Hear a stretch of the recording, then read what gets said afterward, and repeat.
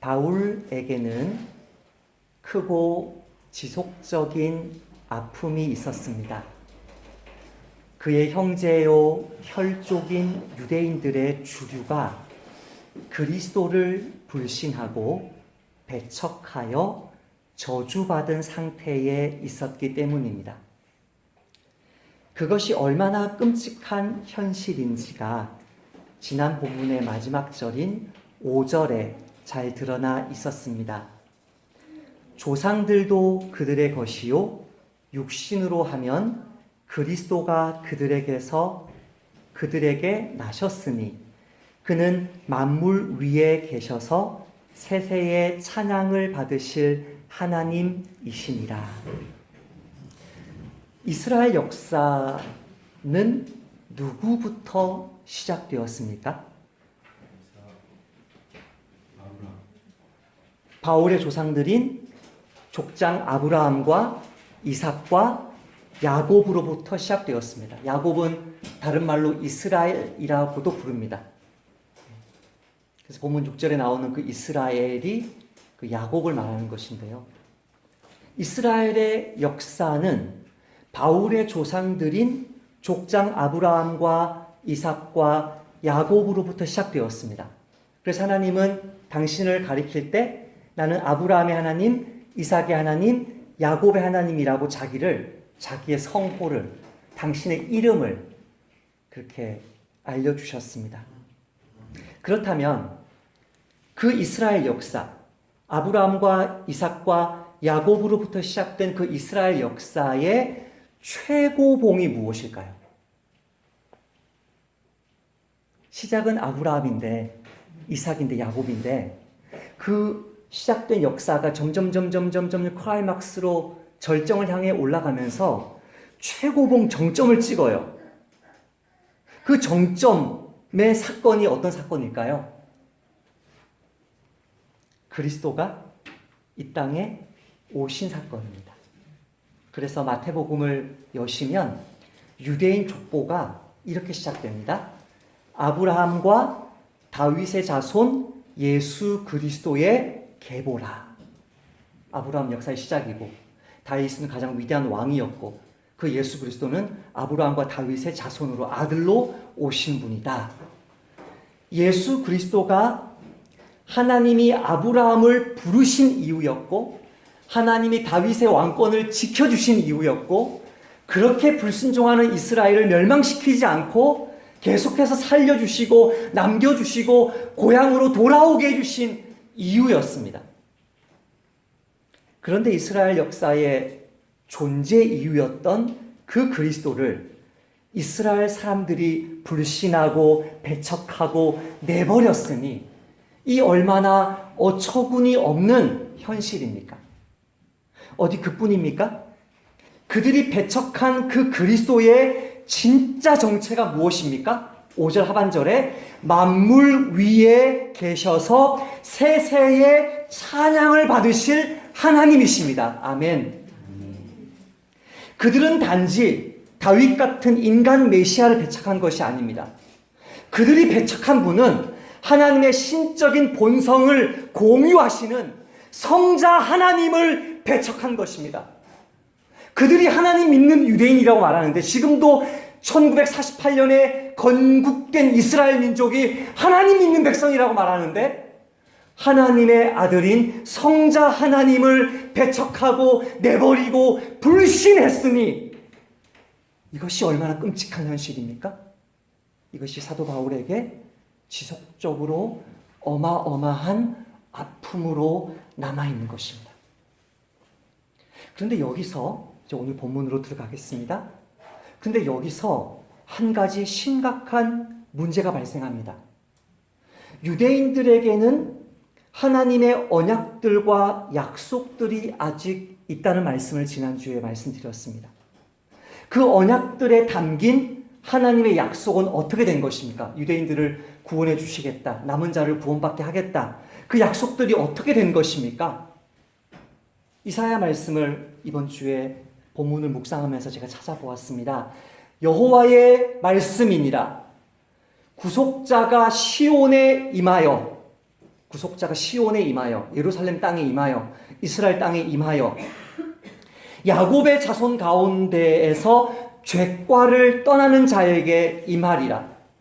여호와께서 이르시되 내가 그들과 세운 나의 언약은 이러하니 곧 내 위에 있는 나의 영과 내 입에 둔 나의 말이 이제부터 영원하도록 내 입에서와 내 후손의 입에서와 내 후손의 후손의 입에서 떠나지 아니하리라 하시니라. 여호와의 말씀이니라.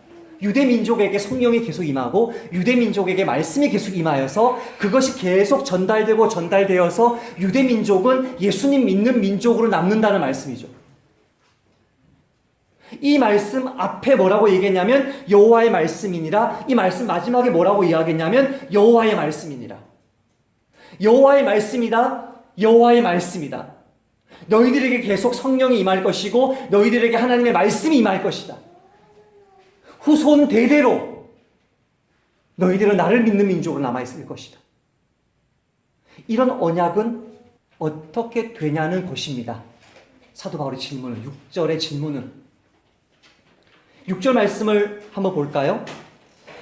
같이 한번 읽어볼까요? 시작. 그러나 하나님의 말씀이 패하여진 것 같지 않도다.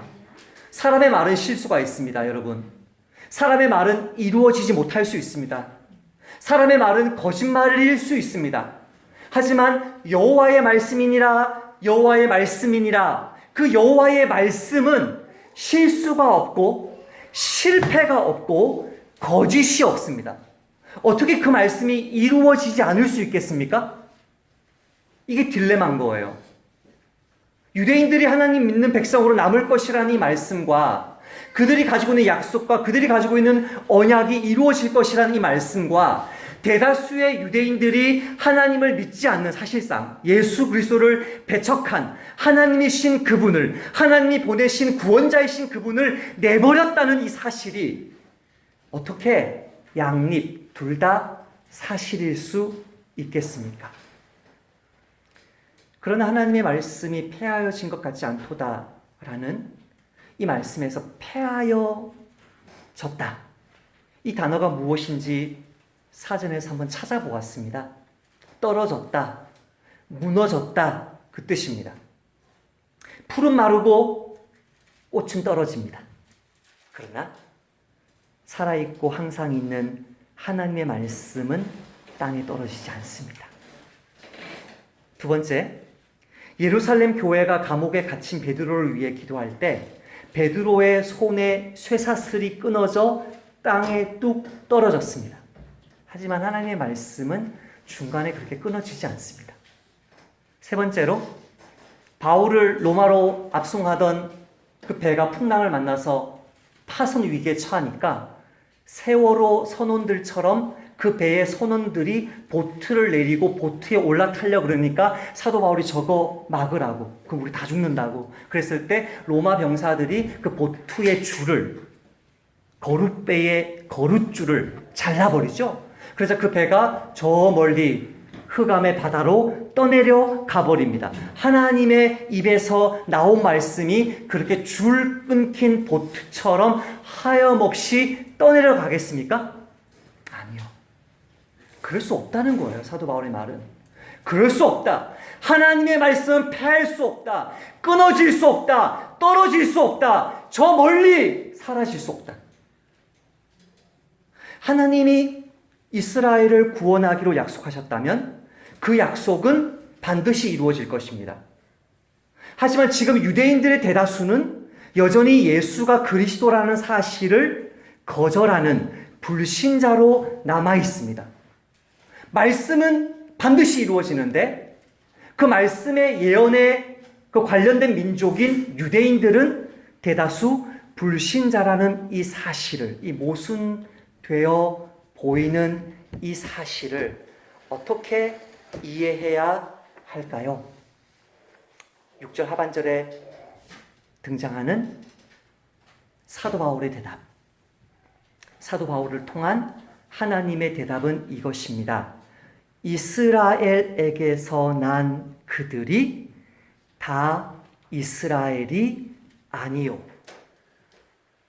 6절 하반절에 유대인들이 들으면 충격을 받을 말씀이고 모욕을 당했다고 느끼는 말씀입니다. 제 친구 선교지에서 선교하고 있는 제 친구가 그 선교지에 가기 전에 이스라엘 땅에 가서 2년간 단기 선교사로 일했습니다. 그때 그 친구가 겪었던 일이 이렇습니다. 노크를 했으면 똑똑똑. 안녕하세요. 저는 그리스도인입니다. 예수 그리스도를 소개하러 왔습니다. 히브리어로 말을 하자마자 그 유대인이 나와서 멱살을 잡고 흔들면서 나한테 전도하지 말라고. 나 이미 하나님의 백성이라고. 모욕을 당할 수 있습니다. 분노를 터뜨릴 수 있습니다. 그렇게 전도하는 사람의 멱살을 잡고 흔들 수 있습니다. 기독교가 유대교를 대적한다고, 우리 종교를 무너뜨리는 종교라고 역으로 우리를 공격하는 빌미가 될 수도 있습니다. 하지만 이것이 하나님의 말씀입니다. 사도 바울은 사실 이 6절 하반절의 충격적인 진술, 이스라엘에게서 난 그들이 다 이스라엘이 아니라는 이 충격적인 진술을 로마서 앞부분에서 이미 이렇게 바꾸어서 설명했습니다. 로마서 2장 말씀인데요. 무릇 표면적 유대인이 아니요. 껍데기가 유대인이라고 해서 유대인이 아니요. 표면적 육신의 할례가 아니니라. 아니다. 몸에 할례 받았다고 해서 할례 받은 언약 백성이 아니다. 오직 이면적 유대인이, 그 속사람이 유대인인 사람이 진짜 유대인이고, 할례는 마음에 할지니 율법 조문에 있지 않다. 네 마음을 성령님이 변화시켜야만 진짜 너가 율법에 순종하는 하나님의 백성이 된다. 그래서 그 결론이 뭐라고 말했어요? 사도 바울이 로마서 2장에서 그 칭찬이 사람에게서가 아니요 다만 하나님에게서니라. 너의 혈통의 유대인이기 때문에 하나님의 백성이고, 너가 몸에 할례 받아서 하나님의 언약 백성이면 너가 칭찬받겠네. 너가 다른 민족들 앞에서 거만하게, 무슬림들 앞에서 거만하게, 세계인들 앞에서 거만하게 하겠네. 아니다. 칭찬은 하나님에게. 어떤 하나님? 우리 마음을 바꿔주신 하나님, 말씀 순종할 수 있게 해주신 그 하나님, 예수를 메시아로 믿게 해주신 그 하나님께 영광이 돌아가야 된다. 그래서 껍데기가 유대인이라고 해서 진짜 유대인이 아니다 라는 말씀을 이미 로마서 2장 28절에서 바울은 선포했었습니다. 예수님의 관점도 동일합니다. 대답하여 이르되 우리 아버지는 아브라함이라 하니, 유대 지도자들이 예수님에게 반론을 제기하는 것이죠. 우리 아버지는 아브라함이라 하니 예수께서 이르시되 너희가 진짜, 이건 진짜는 제가 가르친 거예요. 너희가 진짜 아브라함의 자손이면 아브라함이 행한 일들을 할 것이거늘 너희들은 아브라함의 자손일 리가 없어. 너희들의 행동, 너희들의 말, 나를 향한 너희들의 태도, 나를 향한 불신, 배척, 그것은 아브라함과 전혀 달라. 아브라함은 내 올 것을 보고 기뻐했단 말이야. 너희가 누군지 가르쳐 줄까? 너희는 너희 아비 마귀에게서 났으니 너희 아비의 욕심대로 너희도 행하고자 하느니라. 열매로 아는 것이죠. 그 나무가 어떤 나무인지 열매로 안다는 것이죠. 너희들의 그 행위는 마귀랑 똑같다. 죽이려고 그러고 거짓말하고 온갖 것으로 사람들을 분열시키는 마귀와 똑같다. 아브라함을 조상으로 둔 인종적 이스라엘 사람들, 지금 저기 팔레스타인에 건국되어 있는 아브라함을 조상으로 둔 인종적 이스라엘인, 즉 유대인이라고 해서 그 모든 사람이 하나님 보실 때 그분이 너 내 백성이야, 내 딸이야, 내 아들이야 라고 간주하시는 진정한 이스라엘 사람, 진정한 유대인인 것은 아니라는 거예요. 외모는 하나님의 자녀인데 껍데기는 하나님의 자녀인데, 율법 지키는 것은 하나님의 자녀인데, 그 속은 사실은 다른 존재의, 악한 자의 자녀일 수 있다는 것입니다.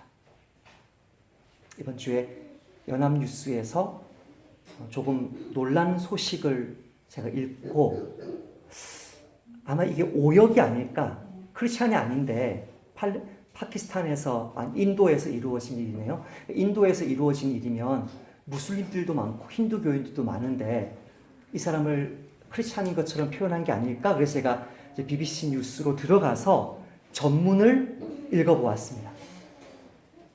인도 서남부의 주 케랄라에서 일어난 일입니다. 제목이 케랄라 청산가리 살해라는 신문기사 제목입니다. 그래서 군중이 그 가족 살해 피의자를 향해서 야유를 보냈다. 이것이 그 신문기사의 제목이었습니다. 이 여인의 이름은 청산가리로 자기 가족 6명을 차례차례 12년 동안 천천히 안 들키려고 차례차례 하나씩 제거해 나간 이 졸리 샤주. 1997년에 첫 남편과 결혼했습니다. 1997년에. 근데 그 남편이 돈이 많은 남편인 것입니다. 남편을 청산가리로 죽이고, 시어머니를 청산가리로 죽이고, 그 다음에 시아버지를 죽이고, 사촌과 결혼하면서 사촌의 옛 아내를 먼저 죽이고, 그 자식을 죽이고, 하나하나 제거해 나가는 거죠. 그런데 그 시아버지, 세 번째 희생된 시아버지가 이 며느리를 뭐라고 불렀냐면 모범적인 며느리의 표본이다. 얼마나 살뜰하게 그 시아버지를 모셨는지 모른대요. 그 남편과 그 자식과 자기 아들과 자기 아내가 죽고 나서 그렇게 자기를 살뜰하게 모시고, 그렇게 가정 경제를 살뜰하게 챙기고, 정말 이렇게 귀한 며느리가 있나, 모범적인 며느리였답니다. 그렇게 그 시누이에게 잘해줬답니다. 놀라운 사실은 A 처치 고어였답니다. 교회 다니는 사람이었다고 합니다. 그래서 한 사람 한 사람을 죽여 나간 것이 12년 동안, 그래 죽어 나간 사람들이 너무나 많은 것을 수상히 여긴 친척들이 혹시나 해서 고소했는데, 사람들 몸에, 죽은 사람들 몸에 청산가리가 나오면서 이 여자가 자백을 했어요. 왜 그랬습니까? 했더니 돈 때문에요. 돈 때문에요. 모든 처치 고어가, 교회 다니는 모든 사람이 크리스찬이라고 표현해주지 않은 언론에 너무나 감사했어요. 그 인도 신문에 처치 고어가, 교회 다니는 그 여자가, 모든 처치 고어가 다 하나님의 참 백성인 구원받은 그리스도인이 아니죠. 우리 그거 알죠?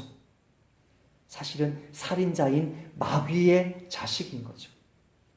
이 사람이 그리스도인이라고 볼 수 없는 것처럼 혈통적으로 유대인이라고 할지라도 하나님의 참 백성이 아닐 수 있기 때문에 믿지 않는 유대인들이 대다수라고 해서 그 유대인들에게 구원을 주시겠다는 하나님의 약속에 패하여졌다고 볼 수 있느냐? 없다는 거예요. 구약 성경을 찾아보세요. 신약 성경을 찾아보세요. 하나님은 단 한 번도 모든 개별 혈통적 유대인이 한 명도 빠짐없이 구원받게 하겠다는 말씀을 하신 적이 없어요. 이 놀라운 주장을 사도 바울은 7절부터 설명을 해 나갑니다. 두 가지 예를 듭니다. 이스라엘 역사를 잘 봐라. 이스라엘 역사는 처음부터 한 민족이 아니었다. 한 민족 안에 진짜 이스라엘과 가짜 이스라엘이 섞여 있는 민족이었다.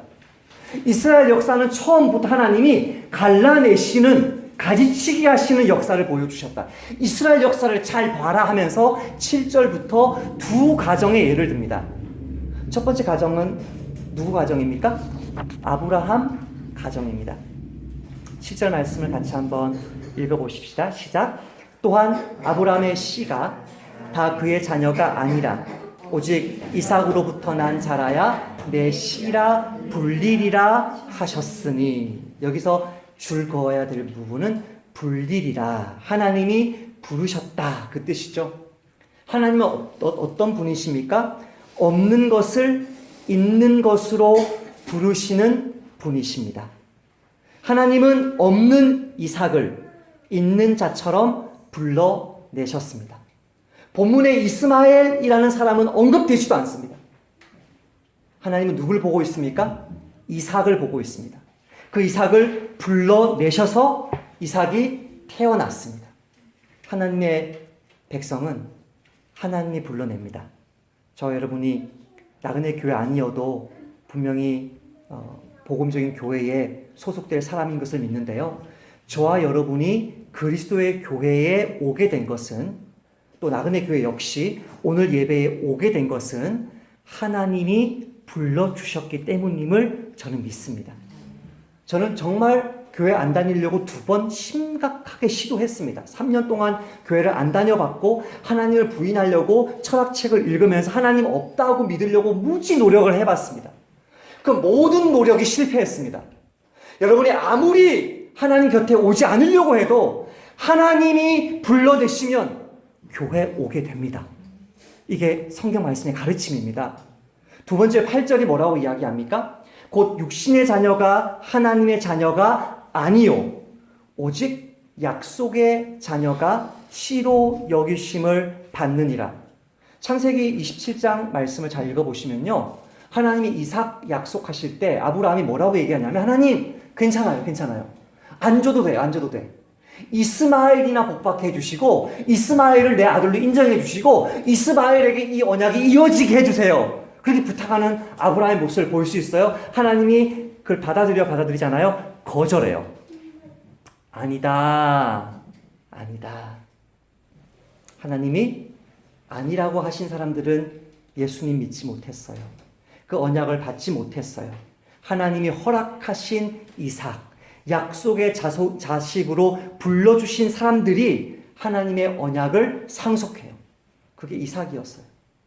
3번째 9절 말씀, 약속의 말씀은 이것이니 명년 이때에 내년 이맘때에 내가 이르리니 사라에게 아들이 있으리라 하시니라. 저와 여러분이 언제 예수님 믿게 되었습니까?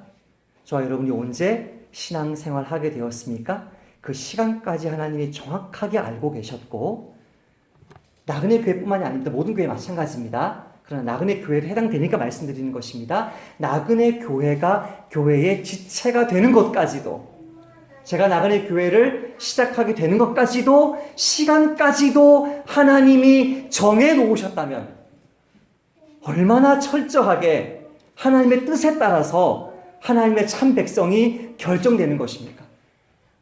2번째로 누구를 주목합니까? 리브가를 주목합니다. 왜 리브가를 이야기하냐면 이런 반론이 있을 수 있는 거죠. 사도 바울 선생님, 이삭의 어머니 사라는 이스라엘 사람이었지만 이스마엘의 어머니 하갈은 이집트 사람이었고 그것도 천한 종 출신이었지 않습니까? 우리 한국 사람들도 서자는 첩의 자식은 차별합니다. 우리도.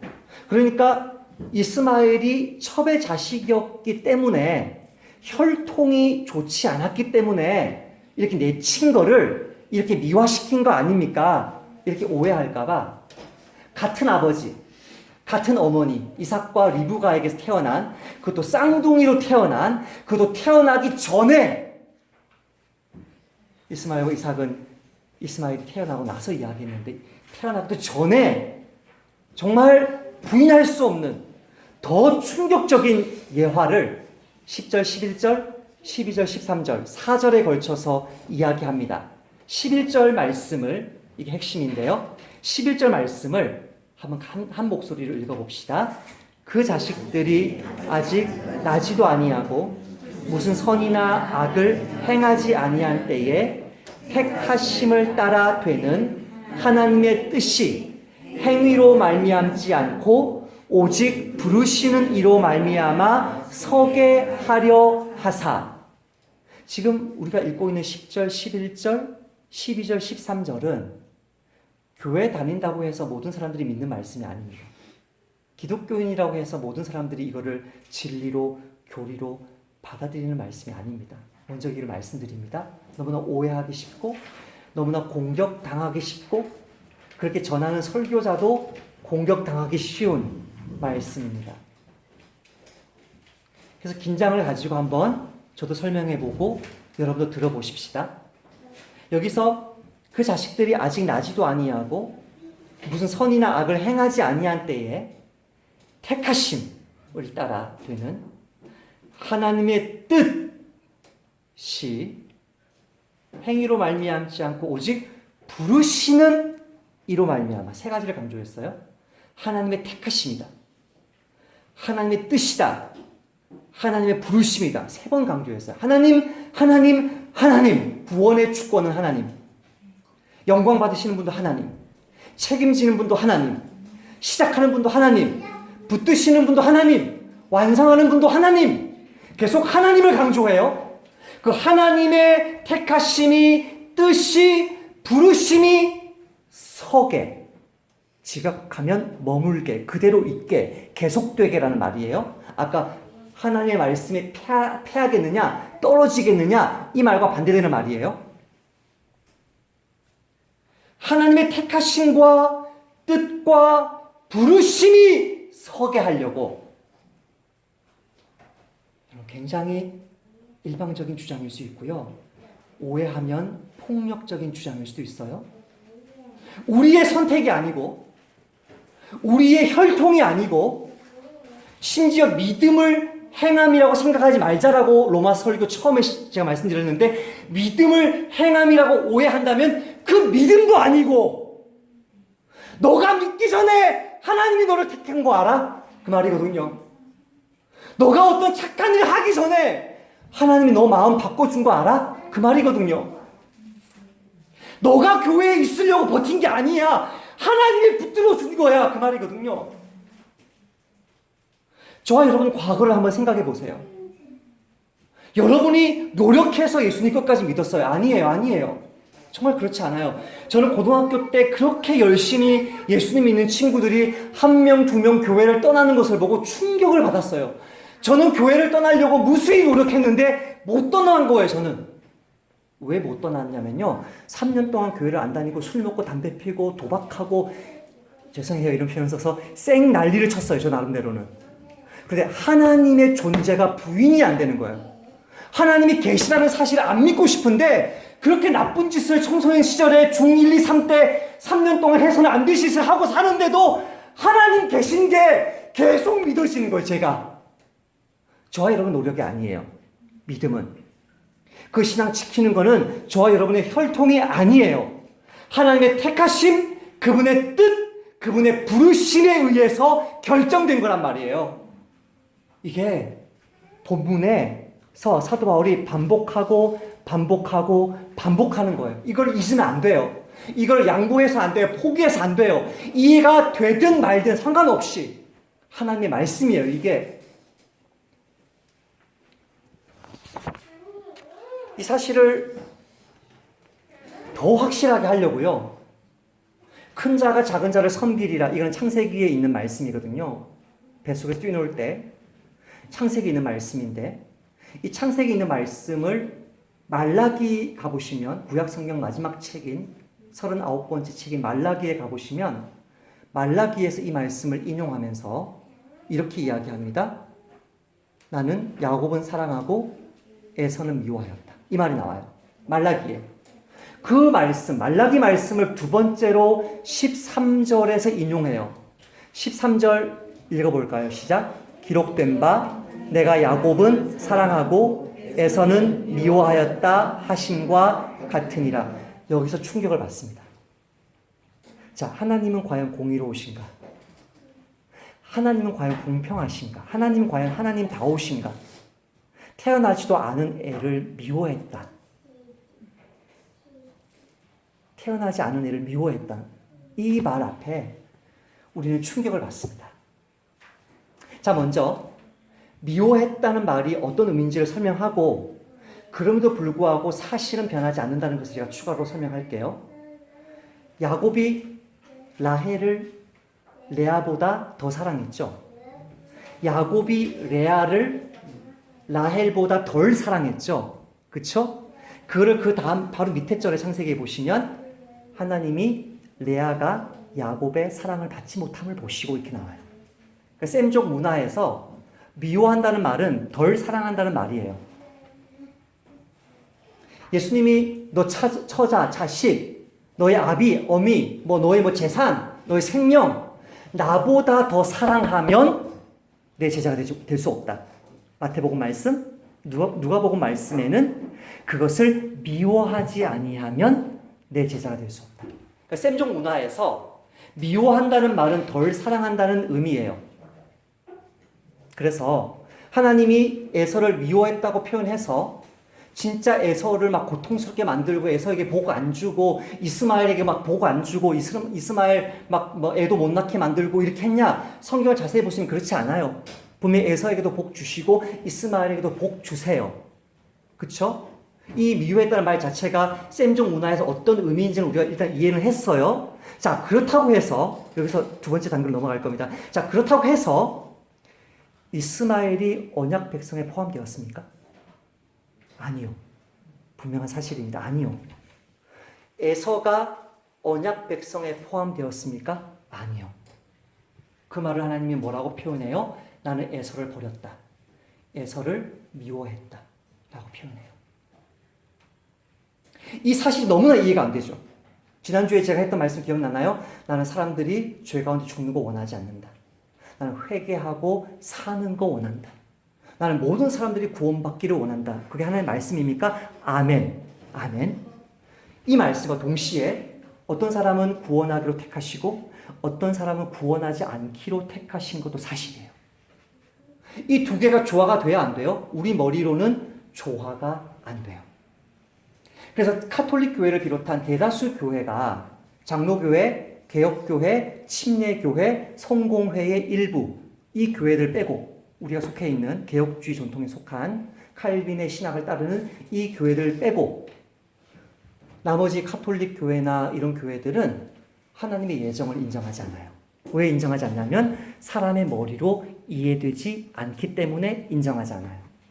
그러나 이 침례교회나 개혁교회나 장로교회나 성공회 교회의 일부는 왜 이걸 인정하냐면 우리가 이해되든 이해되지 않든 이것은 하나님의 말씀이기 때문에 그대로 받아요. 이걸 그대로 받아요. 동시에 하나님이 예정하셨다는 절대 주권이 사람이 자기 자유롭게 자기가 결정하고 생각하고 행동할 수 없다는 것을 의미하지는 않다는 사실도 우리는 믿어요. 하나님이 정하심이 있어요. 그러나 죄인은 죄인대로 자기가 원해서 하나님을 믿지 않아요. 에서가 어떻게 해요? 팥죽 한 그릇에 이 장자권? 이 뭔데? 우리 아버지를 통해 주신 언약? 이거 뭔데? 이거를 가볍게 여기고 팔아버려요. 히브리서 말씀을 보시면 에서를 뭐라고 얘기하냐면 망령된 자라고 말해요. 속된 자. 세상의 욕심이 가득해서 교회에, 은혜에, 하나님의 구원에 이거 관심 없어요. 나 80년 인생 마음껏 즐기며 살 거야. 육체의 쾌락, 안목의 자랑, 이생의 자랑, 마음껏 쾌락을 누리며 살 거야. 교회, 나 어릴 때 교회 다녔지. 나 어릴 때 유아 세례 받았지. 필요 없어. 나 필요 없어. 나는 내 마음대로 그냥 즐기며 살 거야. 그 사람이 자기의 뜻을 가지고 선택해요. 그게 사실이에요. 동시에 뭐가 사실이에요? 그 사람을 그렇게 내버려 두기로 하신 것도 사실이에요. 이것이 어떻게 조화되는지는 우리는 알지 못해요. 그러나 하나님의 말씀은 그게 사실이라고 이야기해요.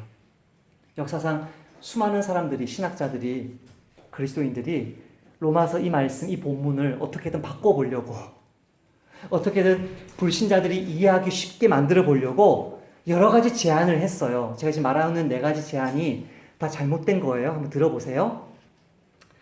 하나님이 에서를 그가 태어나기도 전에 미워하신 것은 그가 태어난 후에 악한 행동을 할 것을 미리 내다보시고 미워하신 거다. 자, 결국은 하나님의 선택이 뭐에 좌우됐어요? 에서의 그 행동에 좌우됐죠. 행함에 좌우됐죠. 이거를 신학적으로는 예지예정이라고 그래요. 우리는 목사님은 뭘 믿어요? 예정을 믿어요. 우리는 그냥 예정. 하나님 예정. 근데 이 이론을 뭐라고 말한다고요? 예지예정. 다 보고 하나님 미리 다 보고 준서 잘 믿을 거네. 자기 열심으로. 그럼 너는 택해 줄게. 결국은 그 사람의 행함으로 구원을 좌우한다. 이게 잘못된 이론이죠. 두 번째, 에서를 딱 보니까 뱃속에서 동생을 막 때리네. 발로 차고 때리고 뭐 동생을 폭력 행사하는 이 나쁜 놈이 있나. 하나님의 에서를 태어나기도 전부터 미워하신 것은 그가 모태에 있을 때부터 악한 행동을 했기 때문이다. 나쁜 놈이네. 내 버려야지. 결국 누구의 행함에 따라 좌우됐어요? 에서의 행함 따라 좌우됐어요. 세 번째, 야곱과 에서에 대한 사랑과 미움은 그들 개인에 대한 사랑이나 미움이 아니라 그들이 대표하는 민족의 역사적 운명에 대한 말씀일 뿐이다. 개인 구원과는 상관없는 말씀이다. 그러면 사도 바울이 왜 지금 이스라엘의 구원, 성도들의 구원의 확실성을 이야기하기 위해서 왜 이 얘기를 하는데요? 이거는 민족의 역사로도 이어지지만 그 시작은 누구예요? 이 개인의 구원이 받아들여졌느냐, 거절되었느냐로 민족의 역사가 시작되기 때문에 그 두 개는 나눠지지 않아요. 네 번째 이런 주장이 있어요. 하나님이 에서를 진짜로 미워하신 게 아니라 단지 야곱보다 조금 덜 사랑하셨을 뿐이다. 맞는 측면이 있다고는 말씀드렸어요. 그러나 결론은 동일해요. 결론은 동일해요. 불신자들에게도 여기서 말하는 불신자들은 나중에 주님께 돌아올 잠재적인 불신자를 말하는 게 아니라 끝까지 자기 죄 가운데 머물러 있는 자. 그래서 하나님이 로마서 1장에서 내버려 둔 자라고 말했던 그 성적인 죄와 악독함의 죄, 두 가지 대표적인 죄를 통해서 내버려 뒀다. 끝까지 불신자로 남아있을 사람들에 대한 하나님의 심판은 변함없어요. 그들 향해서 하나님 복 주세요. 공부 잘하면 뭐 복 주시고 착하게 행하면 복 주시고 경제적인 부유함을 주시고 어마어마한 복을 불신자한테 줘요. 그러나 결론은 동일해요. 하나님은 그들을 구원하지 않기로 작정하셨어요. 이게 우리 머리로는 이해가 되지 않아요? 저와 여러분이 하나님을 비난할 수도 있고 사도 바울을 비난할 수도 있고 저를 비난할 수도 있어요. 그러나 이것이 하나님의 말씀이고 사도 바울의 말씀이고 예수님의 말씀이에요. 예수님 말씀 읽어보겠습니다. 내가 너희 모두를 가리켜 말하는 것이 아니다. 나는 내가 택한 자들이 누구인지 안다. 그러나 내 떡을 먹는 자가 내게 발꿈치를 들었다 한 성경을 응하게 하려고 내가 너를 제자로 택한 것이다. 그러나 가룟 유다는 철저하게 돈에 대한 욕심에 사로잡혀서 예수님을 판 거죠. 그러나 예수님은 이미 그가 당신이 택한 자가 아님을 알고 계셨죠. 이게 어떻게 종합이 되어서 논리적으로 설명되느냐? 불가능해요. 우리가 이해할 수 있는 하나님이라면 하나님이 아니죠. 하나님의 주권적인 배제는 인간의 의지적인 거역과 모순되지 않습니다. 그것을 논리적으로 완벽하게 설명할 수 없을지라도 우리는 그 사실을 온전히 감사하고 기쁘게 받아들일 수 있습니다. 이번 주에 이것을 설명해 놓은 500년 전의 신앙 고백서를 제가 한번 읽어보았어요.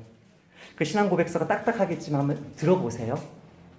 왜 하나님께서 이렇게 하셨는가를 500년 전에 이 청교도들이 신앙 고백서로 만들어 놓은 게 있는데 한번 들어보세요. 이해가 되든 이해가 되지 않든. 하나님은 세상을 지으시기 전에 인류 가운데 일부를 생명으로 예정하셨다. 이 일은 그들의 믿음이나 선행, 인내 혹은 피조물 속의 어떤 것을 하나님을 감동시키는 조건이나 원인으로 예견해서 이루어진 것이 아니라 당신의 영원하고 변치 않는 목적과 비밀스런 계획과 기뻐하시는 선한 뜻에 따라 그리스도 안에서 값없이 주시는 은혜와 사랑으로 그들을 영원한 영광에 들어가도록 선택하신 것이다. 그러함으로 모든 것이 그분의 영화로운 은혜를 찬송하도록 하셨다. 그 외에 나머지 인류는 그대로 내버려 두어 자기들의 죄로 인한 수치와 형벌에 떨어지도록 정하셨다. 이 일은 원하시는 대로 긍휼을 베풀기도 하시고 긍휼을 거두기도 하시는 자의 뜻에 신비한 계획을 따라 자기 피조물을 다스리시는 그분의 주권적 권능의 영광을 나타내기 위하여 하신 것이다. 그러함으로 그분의 영화로운 공의를 찬양하게 하셨다. 이게 500년 전에 수년 동안 청교도들이 모여서 이 이해할 수 없는 것을 어떻게 하면 이해할 수 있게 설명할 수 있을까? 우리를 택하신 것도 주의 영광을 드러내시기 위함이고 어떤 사람을 택하지 않은 것도 당신의 공의로운 영광을 드러내기 위함이다. 지금 내가 누리고 있는 이 구원이 어떤 구원인지를 사도 베드로는 오늘 로마서 말씀에 나와 있는 표현들을 통해서 설명합니다. 이 사도 베드로의 말씀을 읽고 말씀을 마치겠습니다. 이 말씀을 읽어보면 와, 유대인들에 관한 이 이야기가 유대인들에게는 개별적으로는 한 번도 약속하지 않고 민족적으로만 약속한 이 약속이 나에게는 개별적으로 주어졌구나. 이걸 알 수 있습니다. 한번 읽어보겠습니다. 오늘 본문을 생각하면서 한번 들어보세요. 너희가 거듭난 것은 썩어질 씨로 된 것이 아니요 썩지 아니할 씨로 된 것이니 살아있고 항상 있는 하나님의 말씀으로 되었느니라. 아까 하나님의 뜻이 행위로 말미암지 않고 오직 부르시는 이로 말미암아 서게, 다시 말하면 있게 하려 하사, 그 말이죠. 너희들이 거듭난 것은 썩어질 씨로 된 것이 아니요 썩지 아니할 씨로 된 것이니 살아있고 항상 있는 하나님의 말씀으로 되었느니라. 그러므로 모든 육체는 풀과 같고 그 모든 영광은 풀의 꽃과 같으니 풀은 마르고 꽃은 떨어지되 오직 주의 말씀은 세세토록 있도다 하였으니 너희에게 전한 복음이 곧 이 말씀이라. 저 여러분은 개별적으로 약속받았습니다. 우리에게 주신 이 구원의 약속은 떨어지지 않습니다. 근데 떨어지지 않는 유대인들 받지 못한 얘네들은 집단으로 받았고 민족으로 받았고 우리는 개인으로 받은, 그래서 한 명 한 명 또 한 명이 교회를 이루는 이 어마어마한 은혜를 저와 여러분의 믿음 때문에 아니요, 저와 여러분의 행함 때문에 아니요, 하나님을 감동시킬 만한 저와 여러분의 어떤 헌신, 헌금, 선교 아니요, 오직 그분의 뜻, 그분의 부르심, 그분의 택하심 때문이라는 이 사실은 한없이 저와 여러분을 겸손하게 만듭니다. 교회 안에서 사람들이 나를 어떻게 높여주고 안 높여주고 아무 상관없습니다. 세상 속에서 내가 지금 고난 당하고 있는 거, 크고 작은 거 아무 상관없습니다. 하나님이 나의 행함이나 나의 믿음이나 나의 혈통이나 나의 가족이나 아무것도 보지 않고 당신의 주권적인 은혜로 나를 구원해 주셨다는 그 사실이 우리를 겸손하게 만들고 매일매일이 놀라움의 연속이구나, 하나님의 은혜구나, 그 사실을 고백하게 만듭니다. 우리 주변에 예수님을 믿지 않고 있는 사람들을 바라볼 때도 마찬가지입니다. 그들이 최종적으로 구원하지 않은, 택하지 않은 백성인지 아닌지 우리는 알 수 없습니다. 그러나 우리는 뭘 압니까? 하나님이 택하신 백성은 반드시 돌아온다는 그 사실을 압니다. 그러므로 어떤 불신자 앞에서도 쫄지 않고 담대하게 복음 전할 수 있습니다. 그 사람의 운명은 주님이 알고 계시는 신비 가운데 감추어져 있으나 나에게는 뭐라고 얘기했습니까? 가서 복음 전해라. 내 이웃을 내 몸과 같이 사랑하라 하셨기 때문에 이 주님의 절대 주권 앞에서 나는 사람 마음 바꿀 수 없어요. 나는 전도할 수 없어요. 나는 그 사람에게 뭐 할 능력이 없어요. 그러나 주님의 뜻 가운데 나를 사용해 주셔서 이번 한 주도 복음 전하고 예수님 향기 드러내는 삶 살게 해달라고 기쁨으로 기도하시는 저와 여러분 되시기를 축복합니다. 아버지, 하나님의 뜻이 구원을 결정한다는 정말 많은 사람들이 심지어 같은 기독교인들까지도 공격하는 이 사도 바울의 말씀, 예수님의 말씀을 전하였습니다. 이 말씀 때문에 실족하는 자가 하나도 없게 하시고 오히려 너무너무 감사하고 감격하고 정말 자기 이름을 드러내고 대우받으려고 하는 모든 교만들을 내버리고 겸손하게 신앙생활하며 이웃을 담대하게 전도하고 사랑으로 섬기는 그 힘으로 이 말씀을 마음에 새기는 성도들만 있게 하옵소서. 예수님의 이름으로 기도하옵나이다.